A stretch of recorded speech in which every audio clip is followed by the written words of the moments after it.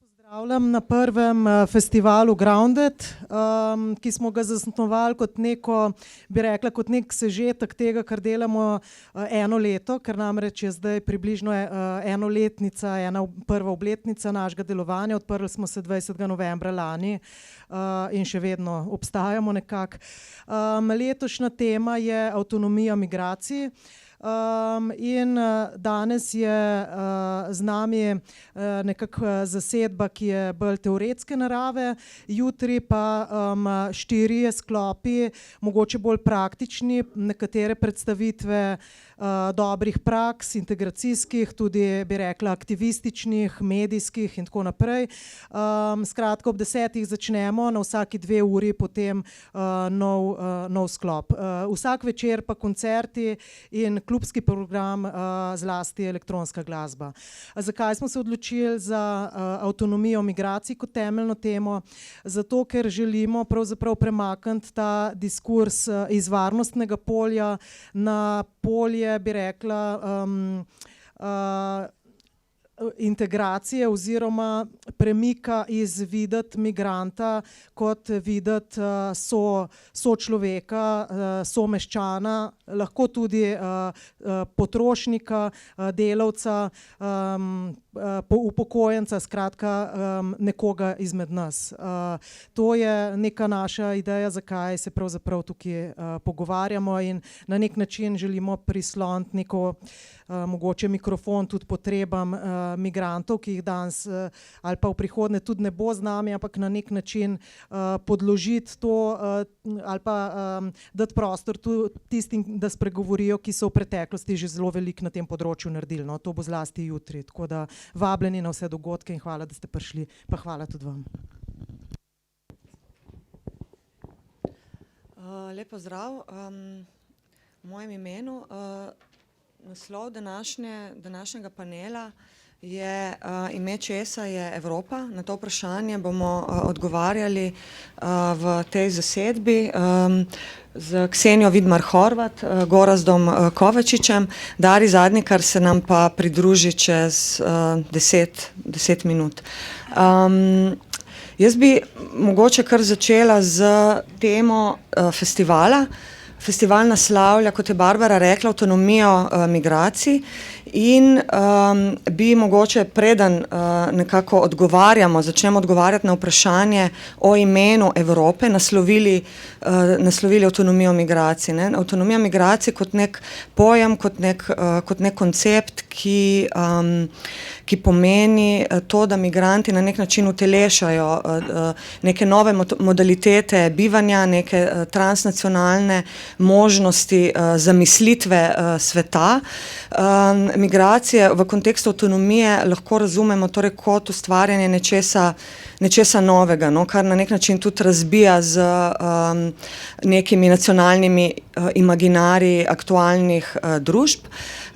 Hkrati se pa po drugi strani ta avtonomija sooča z artilerijo različnih mehanizmov nadzora, kriminalizacije, to, čemur smo priča na točki migracijskih politik že več desetletij, zelo intenzivno pa seveda v letošnjem letu. Tako da bi jaz najprej to vprašanje naslovila, kako razumeti avtonomijo migracij tudi v kontekstu tega, da so begunci na nek način razblinili zdaj idejo Evrope. Begunci, mnogi so jih poimenovali tudi kot recimo svobodilno gibanje. Skratka, gre za ljudi, ki so podrli meje, ne, ki so v bistvu pokazali na omejitve Evrope kot nekega, tudi vidimo danes, zelo ekonomskega projekta, ki se vedno bolj oddaljuje od ljudi. Skratka, kako umestiti avtonomijo migracij v to, kar se nam danes dogaja. Mogoče Ksenija.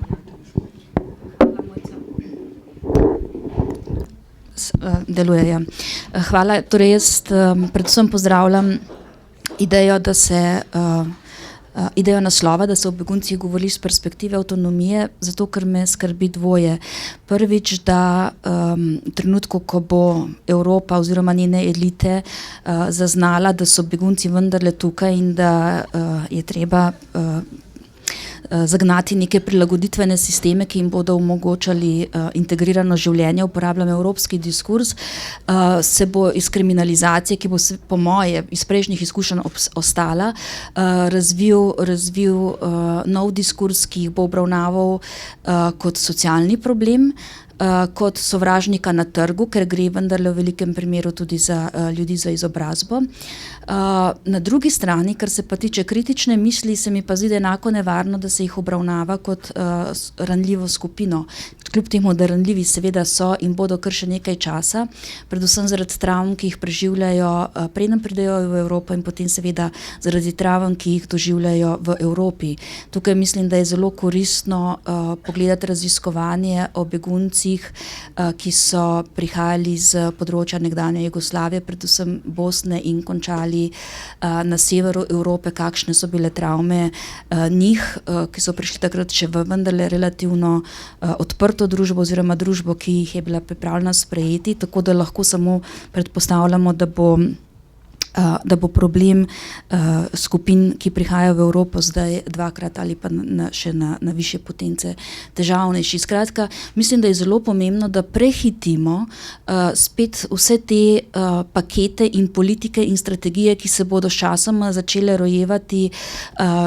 rojevati na ravni EU in z neko jasno intervencijo nemudoma poskušamo nove državljane Evrope oziroma Evropske unije brez statusa državljanov obravnavati kot take, se pravi prvič kot posameznike, ki so prišli v ta prostor.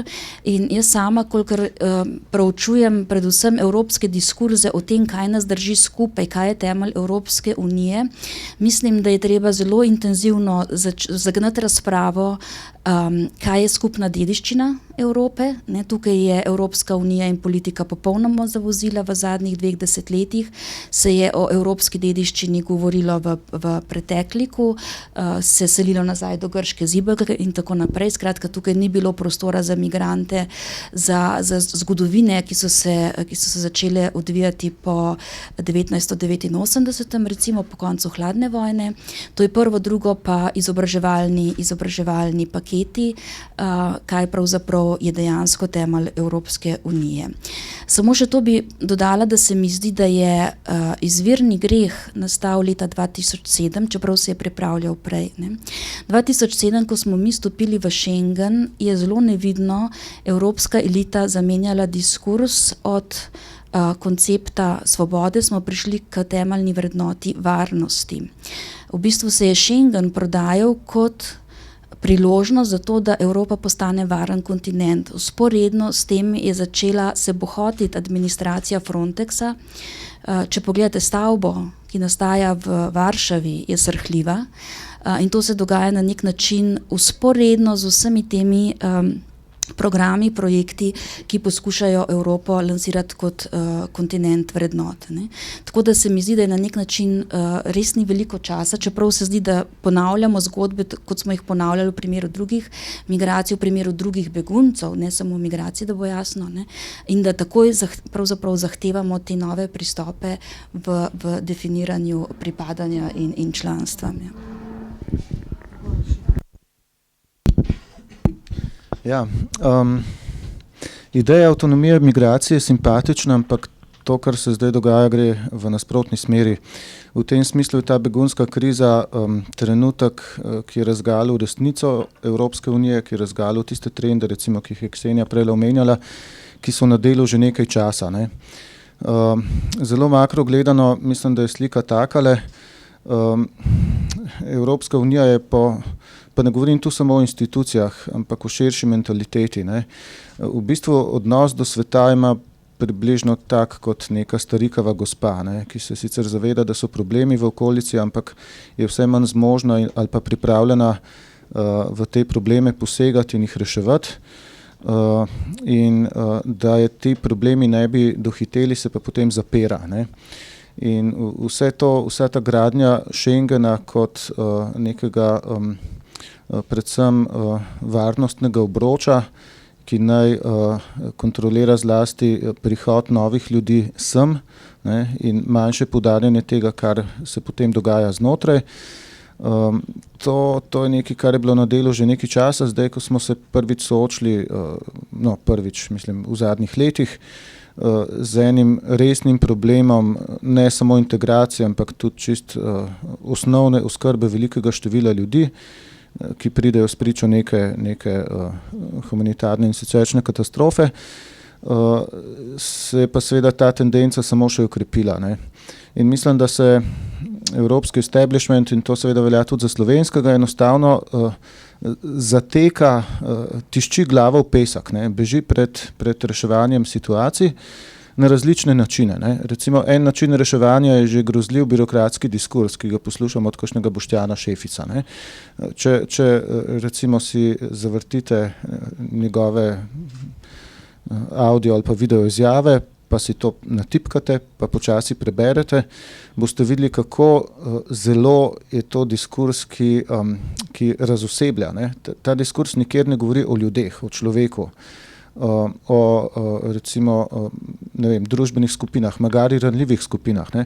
Govori izključno o tokovih, o ukrepih, o sredstvih, ne. Skratka, karkoli pove, vse je nedoločeno, hkrati pa izrečeno na ta način, da lahko pravzaprav deluje tudi kot grožnja, ne. Zato, ker če rečete, da bomo uporabili sredstva, ne, potem so to lahko na začetku mila sredstva, sčasoma so vse hujša sredstva, ampak še vedno razglašate samo za sredstva, ne. Zdaj, drugi tak način zatekanja v neka samoslepila pred realnostjo je postavljanje ograj na neposredni meji Schengena, ne, ta naša bodeča žica, ki seveda sama po sebi ne more ustaviti nikogar, ne.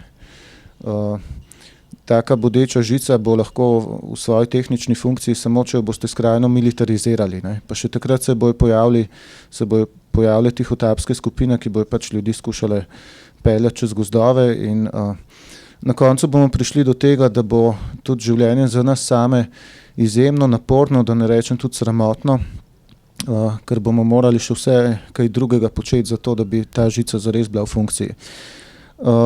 Najnovejše, kar se je zgodilo zdajle v zadnjih dneh, je pa poskus ograditve te Evrope kot nekega samozaslepljujočega se idiličnega koščka sveta, kraja miru in blaginje z ograjo, z vencem diktatur, ne, ki bodo namesto nas izvajali represijo, zato da nam ne bo nerodno, ne. Da ne bojo Nemci delali tistega, kar bi jih spominjalo na kakšno grdo poglavje iz njihove preteklosti, so dali denar Turkom, da bojo oni to delali migrantom. Pa to ni prvič, ne. Sej isti dogovor je imela Evropska unija z Gaddafijem, dokler je še bil. Ne, potem so pa po nerodnosti podprli upornike, ne, in so morali potem operacijo speljati do konca. Nastal je kaos, ne, in pot proti Lampeduzi je bila nenadoma spet odprta, potem ko jo je Gaddafi prej vrsto let s skrajno represivnimi ukrepi zapiral, ne. Isti del se je zdaj zgodil s Turčijo in to vse so pravzaprav samo recepti za to, da se tukajšnja javnost lahko dela, da je vse v redu, da na svetu ni razvojnih problemov, da na svetu ni vojnih žarišč, da na svetu ni podnebnih sprememb in podobno, ne. Samo mislim, da zgodba s tem vendarle ni končana, kajti videli bomo, kako bo v prihodnjih mesecih in letih Nemčija pa vendarle obravnavala tiste, ki so izsilili pot do nje, ne. S temi ljudmi bo nekaj morala narediti, ne. In se bojim, da ne bo kar vsem dala azila in pravica do dela in do socialne integracije, ampak bo sledila vse kaj drugega, ne. In tega pa ne bo mogoče kar tako skriti pred očmi javnosti, kot če date Erdoganu milijarde za to, da gradi taborišča, pa ne vem, lovsko službo organizira na mejah Turčije. Mogoče na to navezala, pravzaprav jaz bi si v tem trenutku, ne, želela, da bi obstajal evropski establishment, pa se bojim, da ga pravzaprav sploh ni, ne. Namreč zdi se mi, da dejansko politiko vodijo zdaj interesi posameznih držav ali pa politične elite posameznih držav in teh je zelo malo. Jaz bi rada ponazorila cel primer z eno anekdoto iz Bruslja. Nekaj mesecev nazaj je bruseljski establishment organiziral konferenco o evropskih vrednotah in smo morali vsi udeleženci na tej konferenci, se mi zdi zelo povedno, skozi razstavo, ki jo je pripravil grški umetniški kolektiv, razstava o beguncih in je bila dvorana zatemnjena in opremljena z bodečo žico in na mojo sramoto oziroma občutek sramu, tam je bila tudi Slovenija, ne, s to bodečo žico in potem sem jaz vprašala direktorata, ki je to organiziral, da pravzaprav se mi vendar zdi to pogumno dejanje, da so nas vse spravili skozi ta tunel, pač ni bilo druge poti do dvorane in je rekel, edini razlog, da ta razstava danes stoji, je ta, da se je na našem oddelku menjalo vodstvo in nihče ni vedel, kaj se pripravlja. Sicer te razstave tukaj ne bi bilo. Ne? In potem je še skoraj da v prošnji, da ga razumem, prišepnil, lejte, se mi bi radi bili humanitarni, ne? Ampak imamo toliko težav z nacionalnimi državami, da to nacionalno politiko, da to enostavno ne gre. Skratka, evropski establishment se je zdaj znajdel v vlogi neke sirote, ki ne ve, kako naj se vede. Ne? In to se mi zdi še bolj zastrašujoče, ne?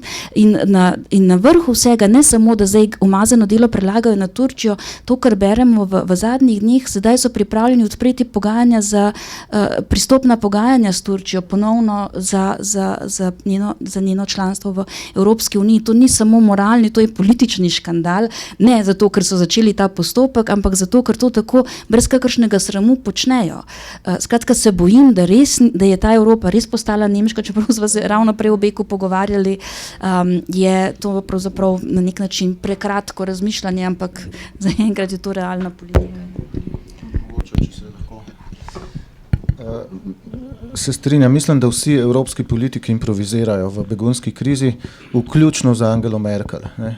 Ona je avgusta začasno odprla mejo, ker sicer bi se na Balkanu začeli streljati med sabo, ampak tudi ona pravzaprav nima neke strateške rešitve.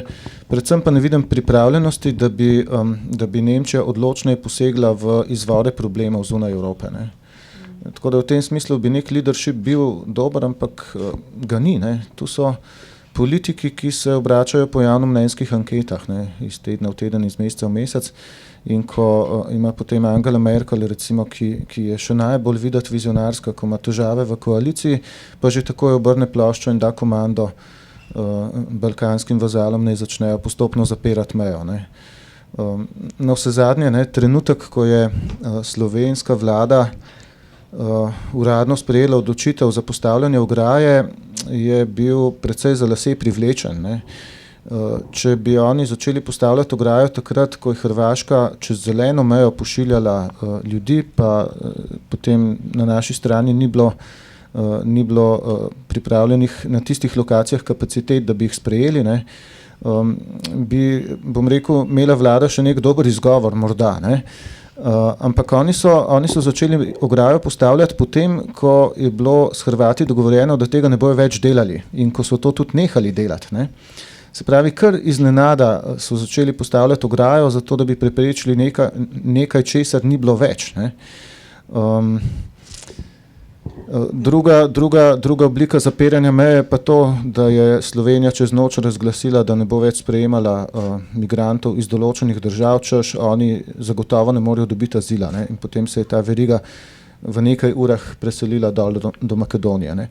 Jaz mislim, da to tudi ni zraslo na zelniku naših ministrov, ne, ker tako suverenih odločitev, ne, z možnosti za kaj takega jim ne pripisujem.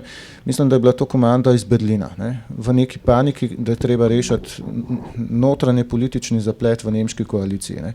Približno tako stvari funkcionirajo. Ne. Od danes do jutri, stranski rezultat je pa lahko danes humanitarna katastrofa tu, jutri, ne vem, v Turčiji ali pa Siriji, ampak Bi se sam za trenutek še prav prvi vlogi Nemčije recimo malo zadržala, ker kot so prej govorili, ne, je ta teza o nemški Evropi po eni strani pretirana, po drugi strani pa tudi ne. Zdaj, če že pogledamo v kontekstu migracij, oziroma tega, kam ljudje pridejo, ko pridejo v Nemčijo in kaj se z njimi tam dogaja. Ne? Informacije zaenkrat so katastrofalne, v bistvu, da razmere niso urejene, ni nekega načrta, ljudje čakajo, so na cesti in tako naprej. Ne? In to spominja na recimo v obdobju vojen, na prisilno delo, ne, tam smo imeli takrat ta Fremdarbeit, skratka, ko je Nemčija rekrutirala v bistvu delavce, ne, migrante za prisilno delo. Potem seveda po denacifikaciji smo imeli to obdobje gastarbeiterskega modela, ne, ko je bil migrant, je postal gost in je dejansko zgradil pol Evrope, ne, vključno z Slovenijo. Ne. Je bil ta gastarbeiterski model vedno tudi na nek način ni bilo več politično oportuno govoriti o prisilnem delu, ne, ampak ne, zdaj smo bolj gostoljubni in tako naprej. Tako da tukaj se vsiljuje neka analogija, ne, s tem, kaj se bo zdaj dogajalo na trgu dela. Skratka, tukaj Nemčija ima ta ekonomski interes, ki je jasen. Ne. Pozdravljen. Skratka, izvoli, Dari.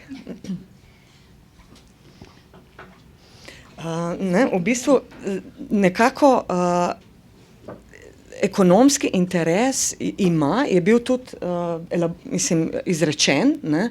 Skratka, Evropa se stara, Nemčija se stara, ne? Rabimo svežo delovno silo, ne? In podobno, izobraženci prihajajo iz Srbije in tako naprej. Ne? Ampak kam pridejo, v kakšne razmere pridejo, ne? Kakšne bodo možnosti dejansko za delo, za delo, za življenje nasploh. Ne?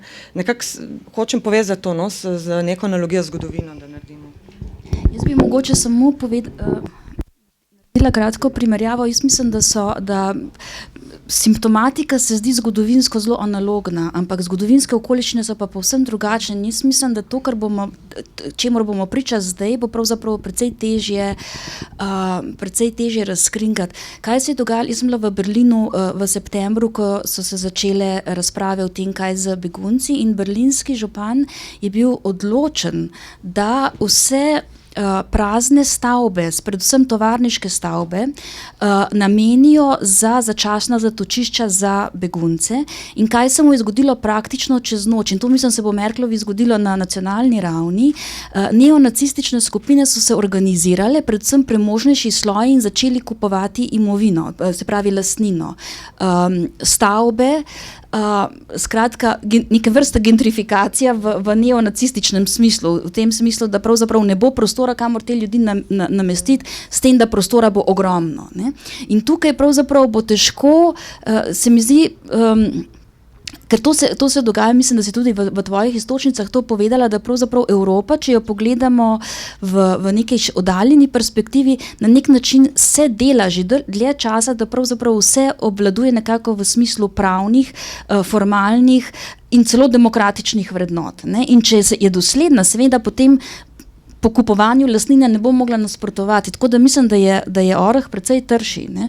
Ker bodo mehanizmi, s katerimi se bodo v lokalnih okoljih, ne, razne grupacije zoperstavljale integraciji oziroma pač odpiranju prostora za to, da te ljudje tam živijo kot državljani in državljanke, bodo drugačni. Se mi zdi, da ni ne strategije, ne vizije in da se ne obeta nič dobrega.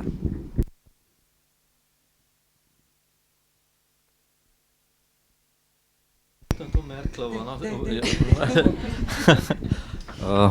Tale Angelca mi ne da miru. Zato, ker pač imam neko zamero še, kot si ti levičarji tamle iz Julija, ne?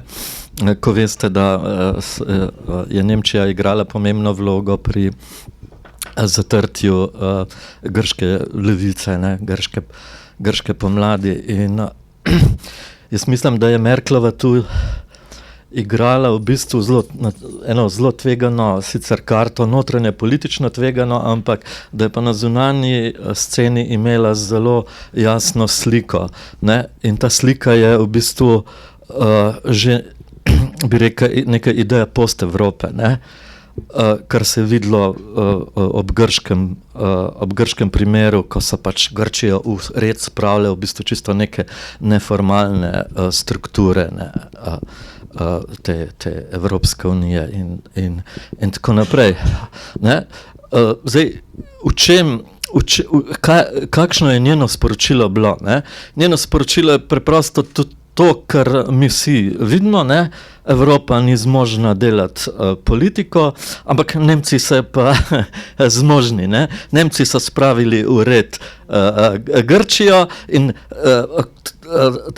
takoj v tistem trenutku, ko se je pokazalo to capljanje ob vprašanju beguncev, ne, se je pa ponudila kot spet ena odločna rešiteljica nekega vprašanja. Notranje politično seveda zelo tvegano in seveda nasplošno pa itak je to sprožilo, bi rekel, to renesanso neofašizma. Ne.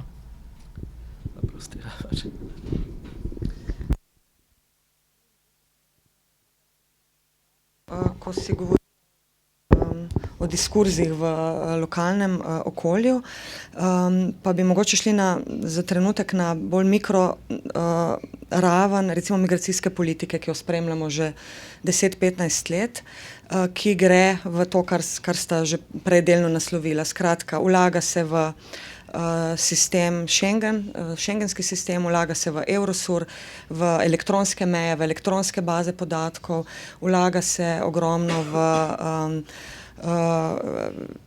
recimo meje v Sredozemlju, ne, skratka ta bojna oprema z ladjami, vlaga se v deportacije, ne, kar je spet svojevrsten absurd, ne, ljudem ne omogočiš varne poti, da pridejo, potem pa najdeš sredstva, da jih deportiraš.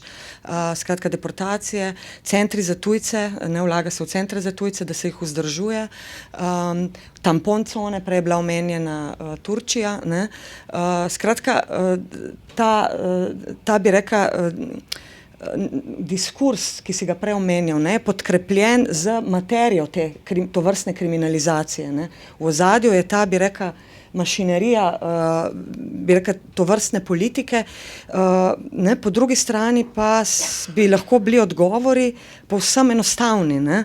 Varne poti, odpirati varne poti, graditi na integracijskih, socialnih možnostih in tako naprej. Ne. Kaj nam ta nemožnost Evrope, ne, v to smer, kaj nam govori o tej Evropi? Ja, ko se je v Sloveniji začela ta glavna begunska kriza, približno en teden zatem je za nekaj časa osrednji pojem v govorici birokratov postala pretočnost. Ne? Vsi so začeli govoriti o pretočnosti, se pravi, treba je poskrbeti za ravno pravšno pretočnost. Ne? Se pravi, uporabili so neko metaforo iz hidrologije, ne? Iz fizike v osnovi. In ko se vprašamo, kaj pravzaprav s to metaforo mišljeno, vidimo tole. Ne? Kot prvo, seveda, ljudi obravnavate kot tok, ne? Kot nek naravni pojav, kot drugo, ključni so ukrepi, s katerim regulirate hitrost tega pretoka. Ne? Zdaj, seveda, ideja teh birokratov je bila ta, če je pretok prevelik, potem bo začel spodjedati strugo, razlil se bo poplave, imamo neke naravne probleme. Ne? Če ga hočete upočasniti, morate pa na vsake tok postaviti neko prepreko, nek jez. Ne? In jaz mislim, da se na migrante pravzaprav gleda na ta način. Če jim bomo z vrsto represivnih ukrepov dovolj zagrenili življenje, potem se bo razvedlo, da pot v Evropo ni prijetna ali pa se tudi nekje konča in se bodo ljudje manj odločali za to, da bi se sploh podali na pot. In na ta način bo teh problemov z ljudmi, s katerimi se moramo tukaj ukvarjati, manj, ker preprosto ne bodo sem prišli. No, ampak ti hidrološki ukrepi, ki jih pa morate izvesti, so pa nič drugega kot razne oblike administrativnega in tudi fizičnega nasilja v končni instanci. Ne? Tako da, če vprašanje migracij obravnavate kot vprašanje regulacije pretoka, potem to pomeni, da mora tukajšnja družba nujno postati bistveno bolj represivna. Ne? In seveda ta represija se geografsko ne locira samo na sam mejni pas, ne? Na samo točko šengenske meje, temveč morate to represijo uporabiti tudi v notranjosti tega šengenskega geografskega območja, recimo pri obravnavi prosilcev za azil, pri tem, kako ravnate z njimi, ko so začasno nastanjeni recimo v hangarjih, v šotorih, ki stojijo v praznih tovarniških halah v Berlinu, ne. Pri tem, kako jim zagrenite življenje pri poskusu pridobitve raznih dovoljenj, ne. Pri tem, ali jim omogočite šolanje, ali jim dopustite najem stanovanja, ali imajo možnost zaposlitve. Na vseh teh točkah, ne, ki skupaj pomenijo socialno integracijo, se bo pravzaprav razvijalo vrsto ovir, vrsto preprek, vrsto diskriminacij, mehanizmov za šikaniranje, zato da bi se po svetu razvedlo, da se pot v Evropo ne splača. Tako da mislim, da je to ta prihodnost, za katero so se odločili, čim so začeli o migrantih govoriti kot o toku, ne pa kot vprašanju integracije v vsakdanje življenje. Danes pripravljena na tole razpravo šla pogledati nazaj članke, ki sem jih zbirala od septembra naprej, kako so mediji poročali o begunski krizi.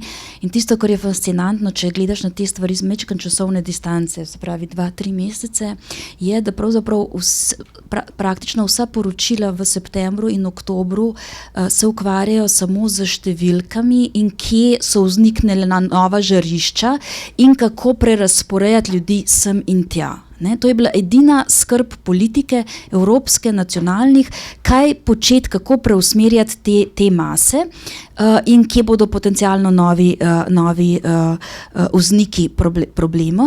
Drugo, kar je signifikantno, je pa hudo zgražanje nad Orbanom. Ne.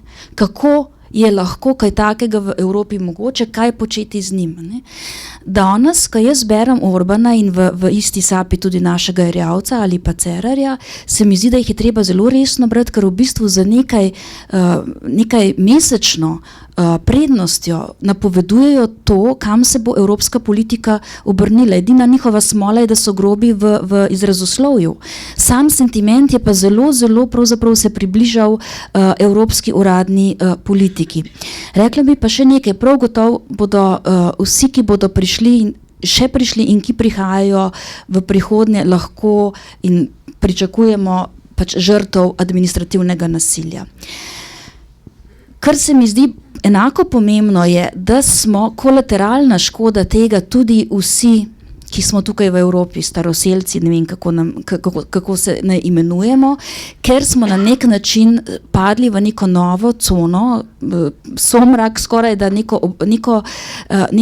prostor, ki se mu reče Evropa, kjer bodo tudi vsi dobri vzgibi in nagibi in dobre želje naleteli na neko atmosfero, ki bo uničevala vse dobre motive. Samo za primer. Direktor, spet govori, da ponazorim, direktor Evropskega direktorata za izobraževanje je na novembrski konferenci povedal, da bo Evropska unija storila vse za to, da se bo beguncem, ki imajo diplomo v najkrajšem možnem času ali pa celo doktorate, nostrificiralo te diplome. Ne? Skratka, da se bodo lahko v najkrajšem možnem času prijavljali na evropske razpise za raziskovalne projekte, za službe in tako naprej. Ne?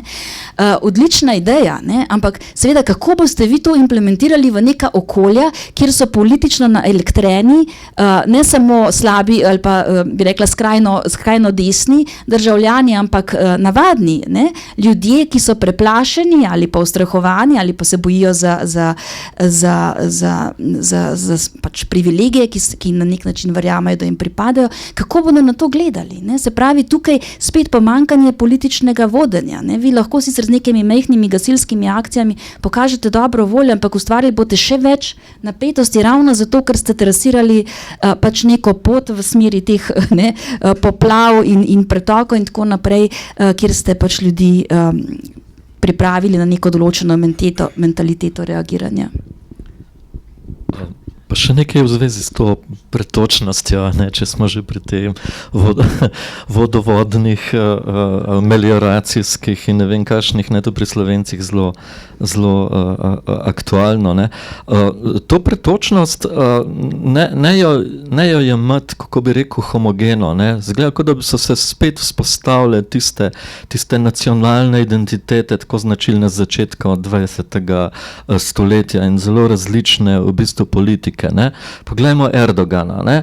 Erdogan odpre svoje meje, ne, in sproži plas z bombardiranjem konec koncev Kurdov v Turčiji, ne, kjer je tudi veliko teh taborišč, ne, begunskih in tako naprej.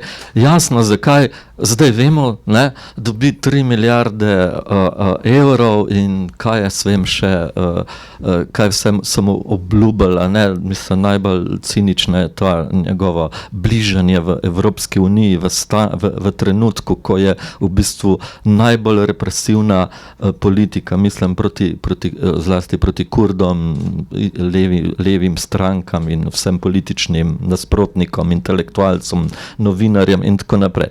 Potem imamo Grčija. Ne? Grčija je imela zelo strog režim in je tudi ena od prvih, ki je ograje delale, te rezilne ograje, ne? Ki jih pri nam tako naivno bodeča žica rečemo.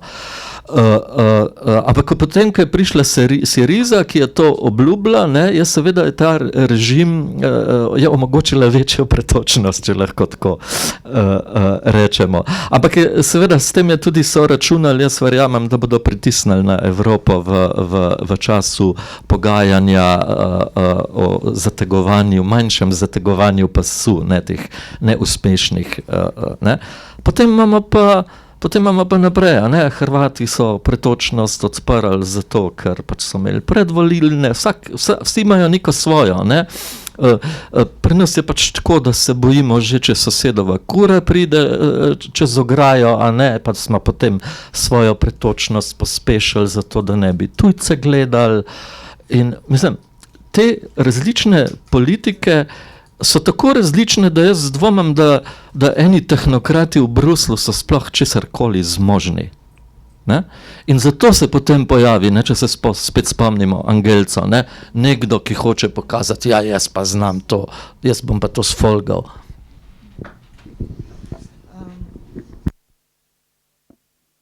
Prvi vprašanje rasizma, fašizma tudi znotraj evropske parlamentarne politike, namreč ti mehanizmi nadzora, kontrole, o katerih smo zdaj govorili, kažejo na povečano, lahko bi rekli, obliko institucionalnega rasizma. Ne nazadnje v nacionalnih parlamentih, v Evropskem parlamentu ne porašča število skrajno desnih strank po eni strani, po drugi strani imamo pa tudi problem tega, čemur Tariq Ali pravi, da so vse stranke v bistvu blizu Evropskega centra. Ne? Skratka, da nimaš več v bistvu neke levice, ne? ki bi bila sposobna artikulirati neko alternativo, oziroma ko jo imaš, jo onemogočiš. Ne? In zdaj skratka se nekako zdi, da smo priča kot neke demokratizacije zdaj tega rasizma. Ne? V bistvu to zdaj vse postaja normalno, pač je del normalne politike, del parlamenta, hkrati ne smo pa seveda, je pa Evropa pokaže s prstom na terorizem, ISA in tako naprej, ne? Neke lastne militantnosti, pa nekako kot da noče, ne, videti. Mogoče komentar v to smer, porast fašizma, ki, še to, ne, bodeča žica oziroma, kako si rekel, tako rezalna ograja, ki niti ni ne eno, ne drugo, ampak je usmerjevalnik, ne. Že če smo pozorni na jezik, ne, na to, ne nazadnje fašizem se začenja ravno skozi jezik, ne, če se spomnimo fašizma pač na točki antisemitizma, se je govorilo o reševanju judovskega vprašanja, ne, govorilo se je z nekimi termini, ki niso govorili o uboju, o iztrebljenju, o eksterminaciji in tako naprej. Ne. Tako da zdaj imamo ogromno enih, bi rekla, tudi teh diskurzivnih momentov, ki so kritični ravno na tej točki in kažejo na nek vzpon terorja oziroma nasilja, to, kar ste že naslovili. Ne. Jaz bom kratek. Vse, kar si povedala, drži. Morda poskušam samo še sintetizirati, zgostiti. Se pravi, na eni strani drži, da se stranke drenjajo na sredini, na drugi strani drži to, da neofašizem postaja legitimen, ne? In na tretji strani drži to, da je zgodovinski fašizem seveda zakamufliral svoje dejanja v neko nedolžno govorico, recimo tipa končna rešitev. Ne? Kako to skupaj dati? Jaz mislim, da preprosto tako. Ravno ta center, ta mainstream političnega prostora je postal fašiziran, oziroma center se je premaknil na pozicije, kjer je bila včasih samo skrajna desnica. Pri tem bo treba pozorno gledati pravzaprav predvsem prakse, medtem ko njihova govorica bo pa skrajno abstraktna. Ne. In bomo imeli pač sodobni novorek, ne, tako kot so nacisti izumili svojega, zato da so zavajali mednarodno javnost, žrtve, sami sebe, ne nazadnje, da so neposrednim storilcem olajšali delo. Mogoče na tem mestu spomnila na Borisa Budna in njegovo analizo postkomunizma. Meni se zdi, da je spet, če grem nazaj, kdaj se je pravzaprav začel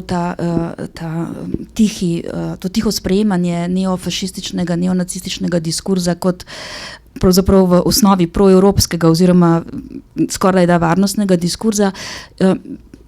2009, resolucija o evropskih totalitarizmih. Ne? Ta resolucija ni samo izenačila komunizma in nacizma, nacifašizma, ampak je, kot na nek način sugerirajo raziskave, ki so bile upravljene po tem obdobju, ki prihajajo na danes, je v evropski prostor unesla moralni relativizem na zahodu, na vzhodu je pa ta moralni relativizem imel še svojo podporo v zgodovinskem revizionizmu, ne, kaj je pomenil komunizem.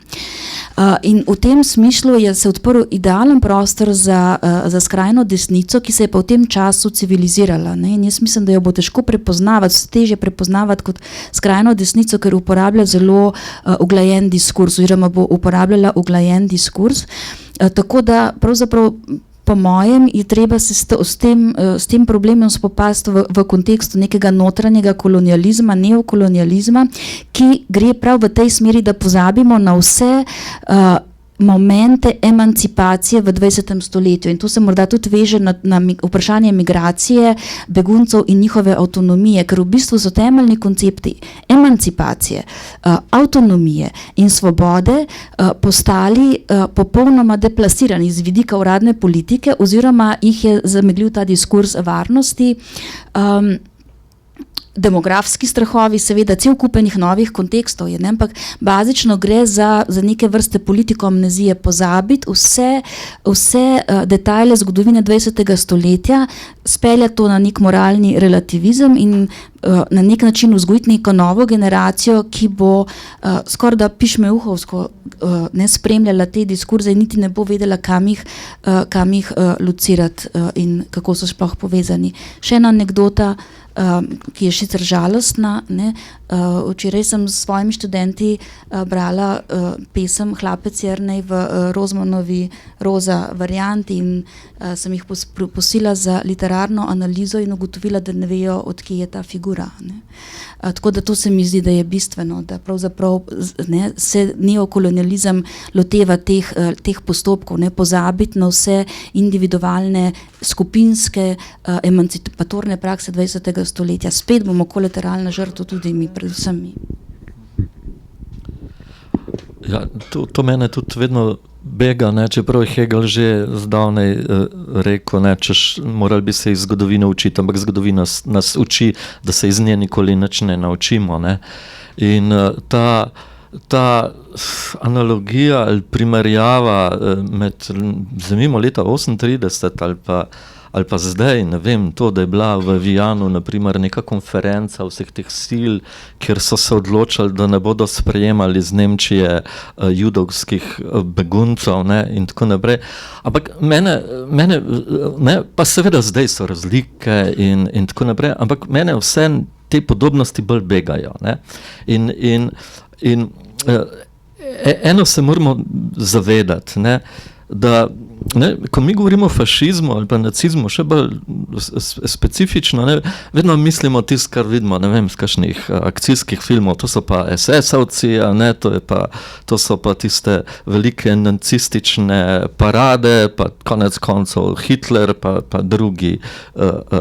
druge mračne figure, ne, pa potem vse te nesreča, ne, zgodovinska smrti, vojne, nasilja in tako naprej. Ampak ne, med nacizmom vsakdanjega življenja, med fašizmom vsakdanjega življenja, pa vse tam do Hitlerja in Auschwitza je bil čist lep kontinuum, brez nekih hudih rezov, ne. In to je tisto, kar nas lahko danes zbega, ne. To je tisto, na kar kaže pravzaprav, rečemo, te statistike, no, pa če jim verjamemo ali ne, ampak žal, ko se pogovarjamo vsak dan z ljudmi, vidimo, ne, da so čisto navdušeni z ograjami, da jih je strah, kar razumemo, ker so vsi bolj ali manj generacijo 2 nazaj bili poljedelci, a ne, pa morajo imeti ograje, pa tako naprej. Ampak ne, ta fašizem potem pa, ne, ko gremo počasi naprej, pa vidiš to, ne, da Cerar nekako spretno po eni strani jemlje pobudo Janši, ne.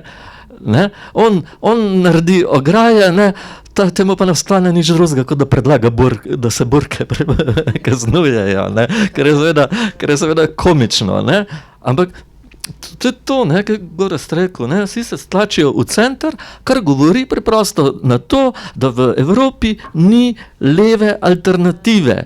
Ta leva alternativa ne obstaja, obstajamo različna družbena gibanja, ki smo seveda pač to odgovornost, da bi bolj institucionalne in konstituirajoče zadeve vzeli nase, nekako preskočili, ne, na določeni in zamudili na določeni točki.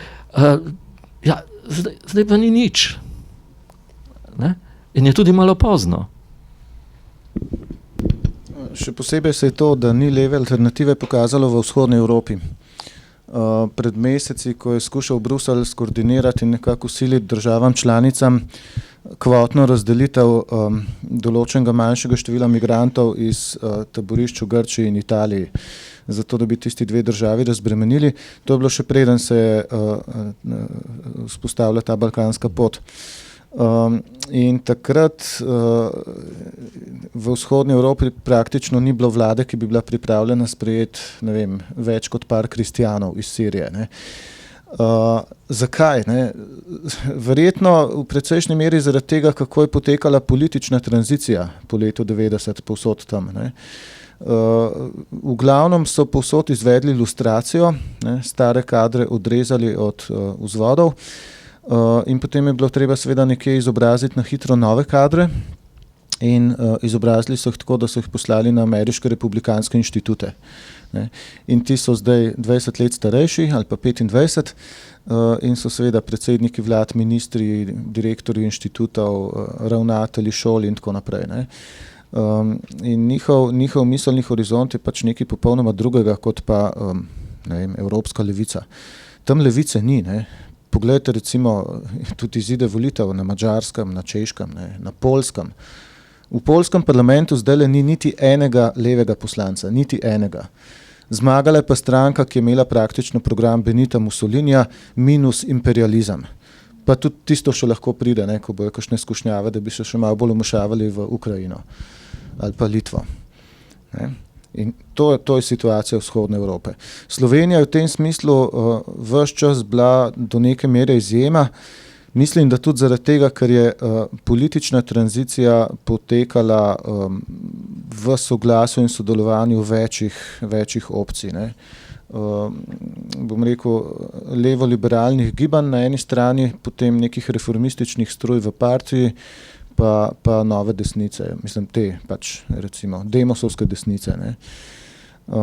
Tako da levica je imela neko pravico do obstoja v Sloveniji. Res pa je, da seveda dobršen del tega se je tudi izrodil v tehnokratizmu in je pristal v tisti sredini, o kateri smo govorili prej.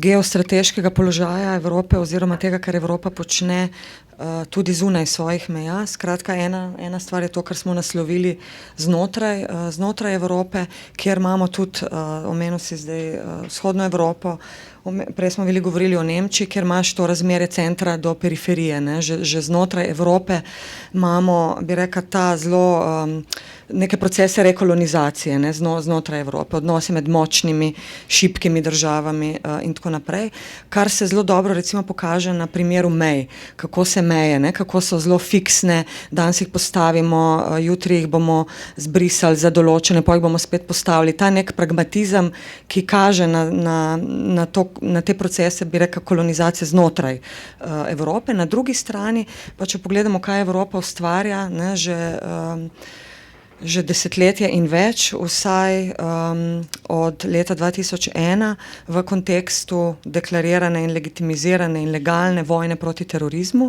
Ne, videli smo Irak 2003, kljub milijonom ljudi, ki so protestirali po celem svetu, napad, ne, pod neko pretvezo o obstoju kemičnega orožja, ki ga pol nihče ni našel. Rezultat milijon žrtev, rezultat v bistvu razdeljena, propadla država. Afganistan, če zdaj pogledamo, ravno smo zvedeli, da Amerika, ki je napovedala, da bo po 15 letih odšla, še ne odhaja. Skratka, ponovno, ne, vidimo prisotnost 15 let. Dizdarevića se spomnim, ko je zadnjič na predavanju omenil na primeru Bosne, ne, frankenštajnska država, ne, v bistvu prisotnost teh sil, podobno je bilo s Sirijo, recimo, ne, ki se je nekako upirala IMF-u, upirala se Svetovni banki. To je država, ki je v bistvu imela je srednji razred, imela je v bistvu neko javno infrastrukturo, ne, in jo je bilo treba seveda zaradi interesov po nafti, po plinu, skratka po energentih, ne, na ta način kolonizirati, ne. Skratka, to bi odprla, no, o tej vlogi Evrope, kjer smo govorili, ne, pogledati tudi, kaj Evropa počne v državah, iz katerih ljudje prihajajo v Evropo. Nisem specialistka, zato se bom oglasila prva, zato ker se mi zdi, da je pomembno izpostaviti dva procesa, ki imata spet malo daljšo zgodovino. Ob grški krizi se je po moje zelo jasno pokazalo, da teza o tem, kako se mora Evropska unija po koncu hladne vojne rekonsolidirati in približati politični prostor vzhodne in zahodne Evrope, zato da bo lahko funkcionirala, da je bila skratka ta teza namenjena pač nekim neokolonialnim, ne, če beremo pač teoretike z tega področja, poskusom, da se seveda v vzhodni Evropi vzame njen spomin na 20. stoletje. Ne. Ampak glavni motivi seveda te razprave o tem, kako se more vzhod odmrzniti in približati zahodni demokraciji, je bilo po moje pravzaprav odvračanje pozornosti od tega, da se je center, stara Evropa, zelo intenzivno pripravljala na neko novo držo imperialne sile, ki je najprej seveda poskrbela za notranje periferije in jih pretvorila v svoje resurse. Ne? In pravzaprav je primer Turčije tukaj zelo zgovoren, nimamo časa, ampak vendarle je, ne, zakaj pogajanja niso uspela, tudi zaradi pač nekih kalkulacij, kaj to pomeni za evropsko ekonomijo, predvsem z vidika Zahoda. Ne? Se pravi, to je prvo. Živeli smo 2 ali 3 desetletja v neki iluziji, da je pravzaprav glavni motiv in glavno gonilo evropske integracije to, da vzpostavimo neko močno nekega svetovnega igralca, ki bo vodil neko globalno politiko miru, se pravi državljanskih, humanitarnih projektov in tako naprej. V resnici je šlo pravzaprav za zelo intenzivno razporejevanje prostorov v nove delitve. Kar se mi zdi, da pravzaprav se zgodilo pa v zadnjem letu ali pa v zadnjih nekaj mesecih, je pa za mene precej bolj zastrašujoče, namreč, da sta se združila diskurs vojne proti terorizmu z diskurzom begunske krize oziroma migracijskih valov, kot pravijo. Ne?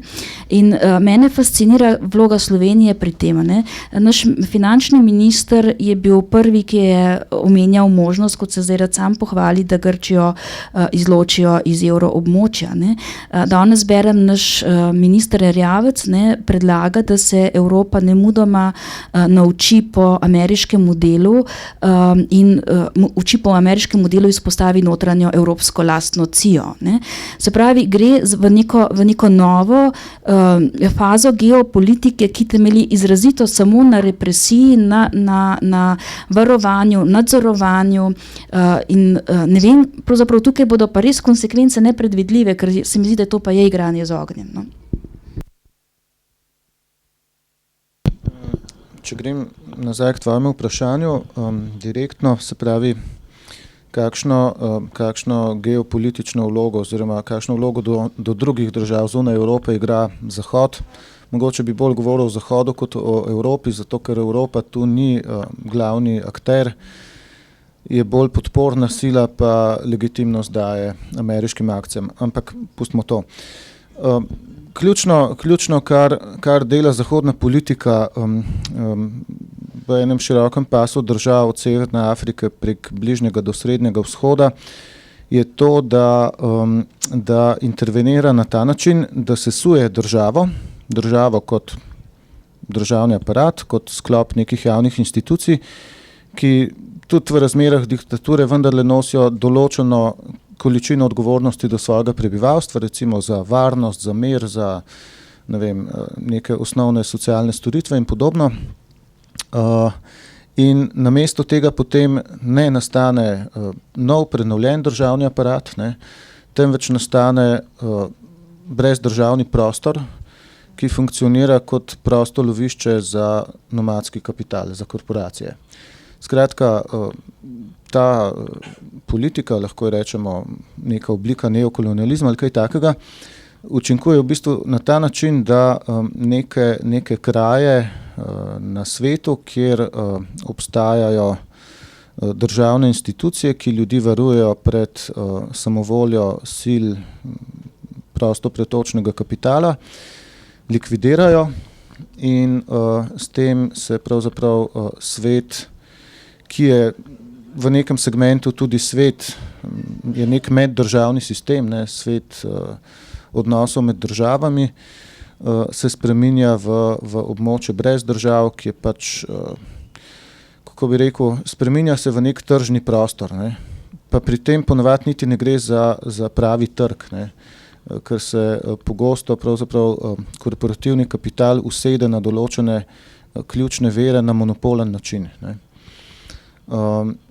Do zdaj so to počeli v širši okolici Evrope oziroma Zahoda s temi varčevalnimi ukrepi in represivnimi politikami proti Grčiji in še vrsti drugih evropskih perifernih držav, se pa pravzaprav ta proces aktivnega sesuvanja držav, ki jih nič ne nadomesti, preselil tudi navznoter.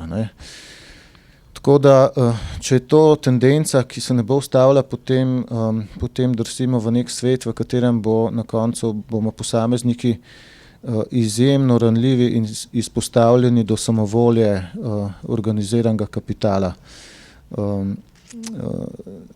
Državne institucije bomo imeli pa vse manj na voljo, da nas zavarujejo z določenimi pravnimi in podobnimi standardi ali pa redistributivnimi mehanizmi.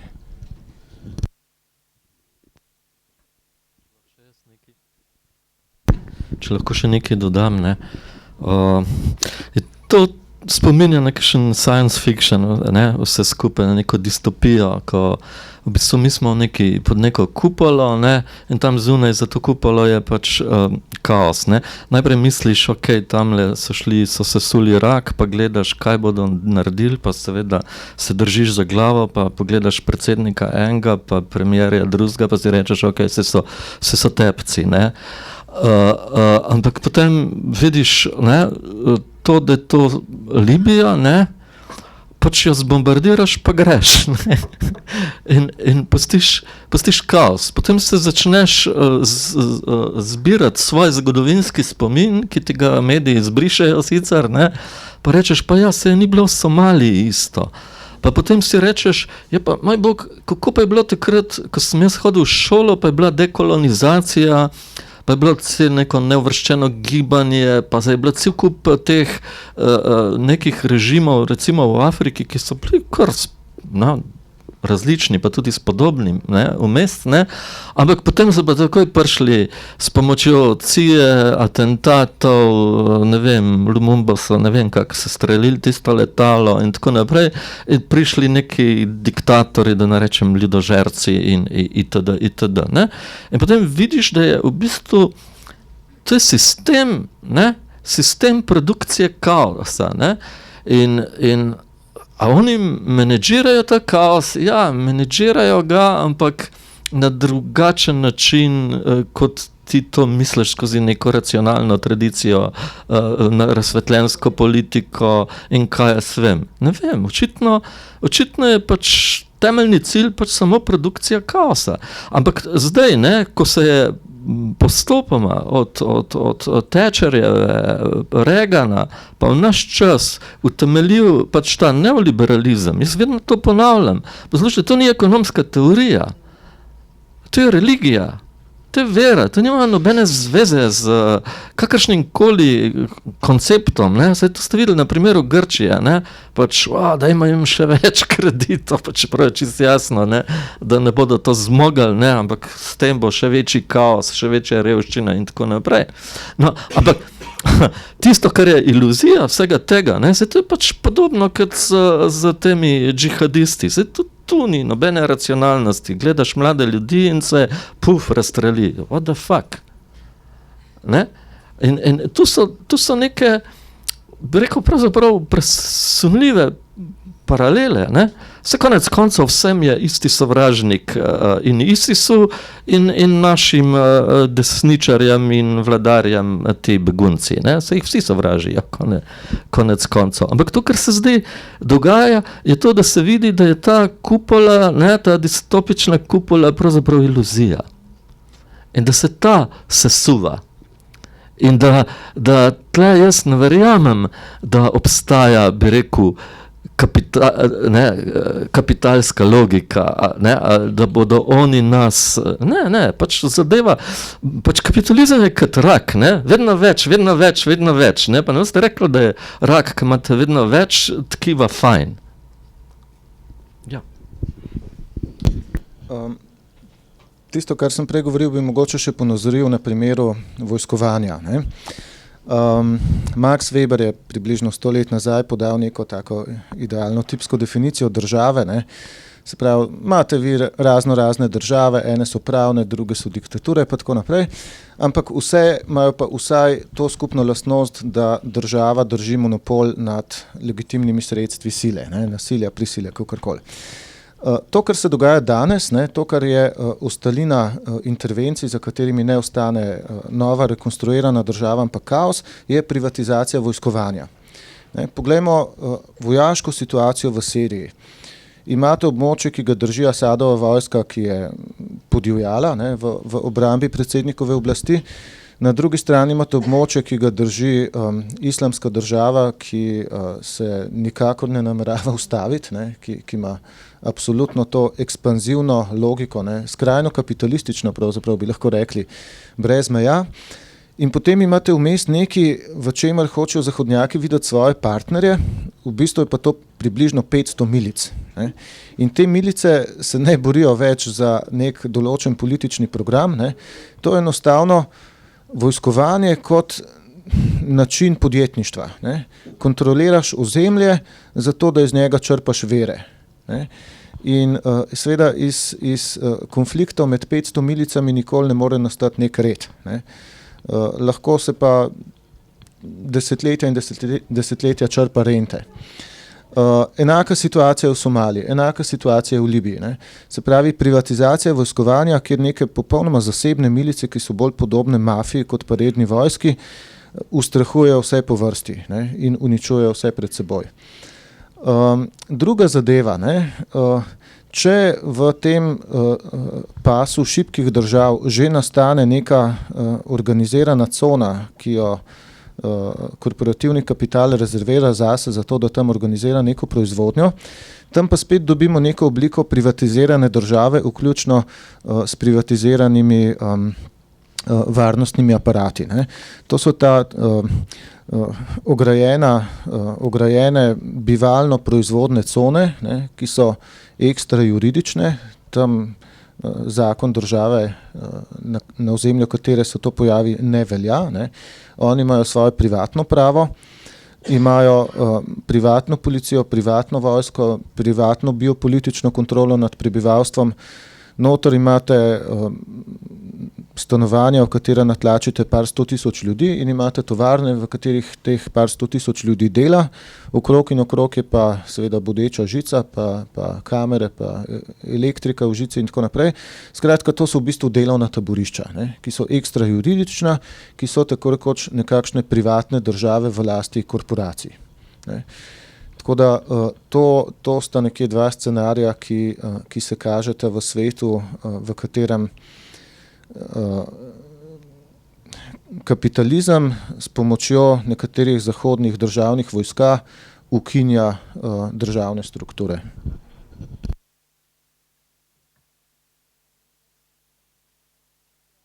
Vprašanja, misliti alternative, skratka, zaton države po eni strani, kaos po drugi strani. Migranti so vendarle alternativa v tej svoji avtonomnosti, o kateri smo uvodoma govorili, ne, skratka, o levici je bilo že nekaj povedano, kako zagrabiti alternativo, kaj ne nazadnje kot državljani, državljanke delamo, naredimo, počnemo.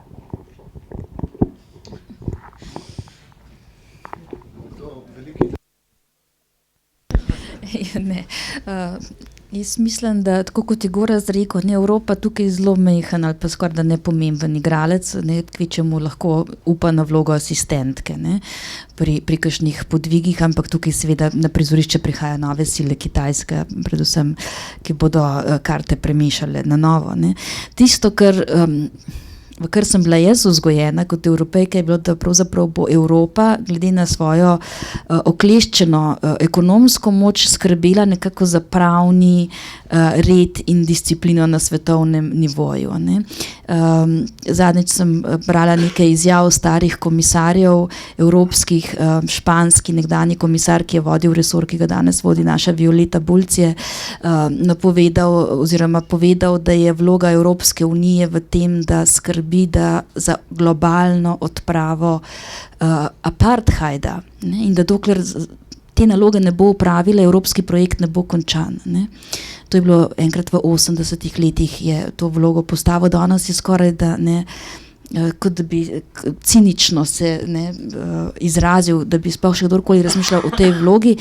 Tako da se mi zdi, da hkrati pa dejansko država izgublja ne samo nadzor nad nasiljem, ampak tudi nadzor nad inštitucijami, ki bi lahko še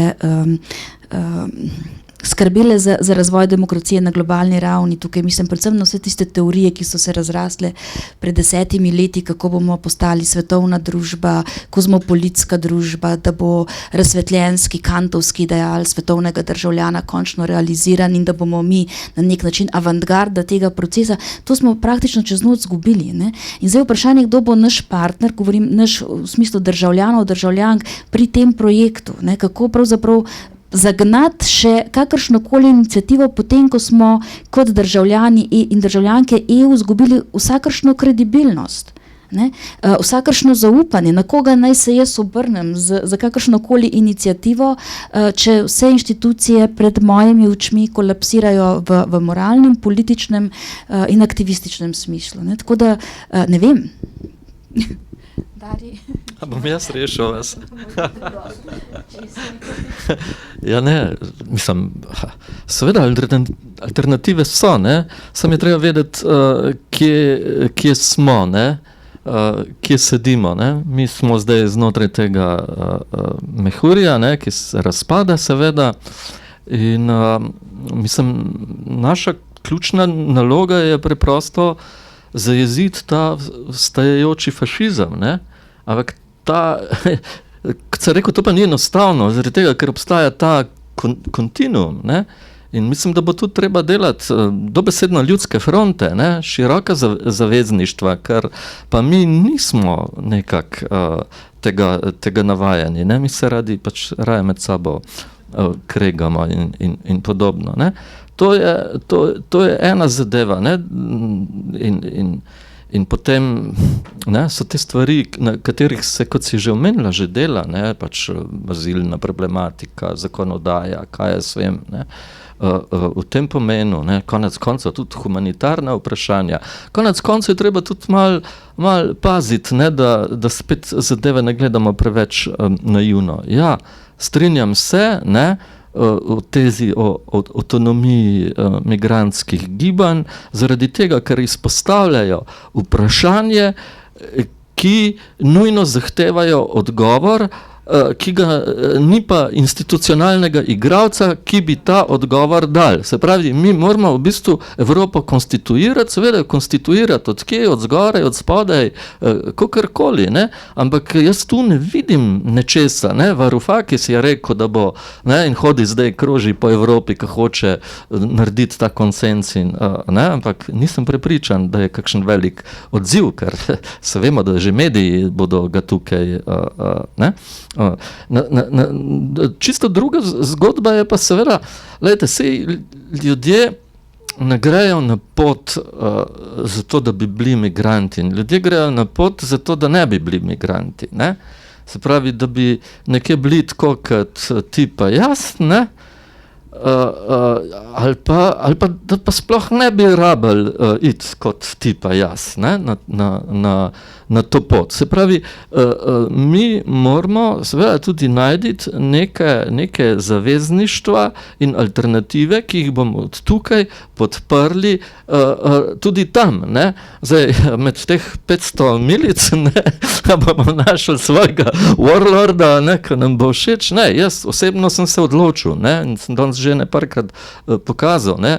Meni je eksperiment v Rožavi, ne, eksperiment in pogumni boj Kurdin in Kurdov v Mezopotamiji, ne.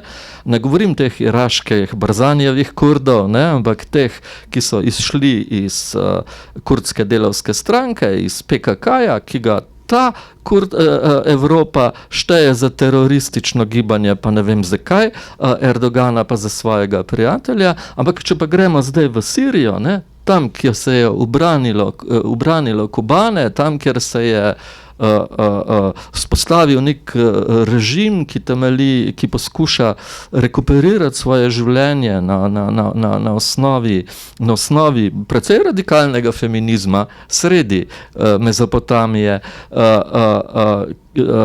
ekološke in gospodarske samozadostnosti in tako naprej, ne, komunalizma. Se mi zdi, da je to nekaj, kar je vredno podpreti, ne.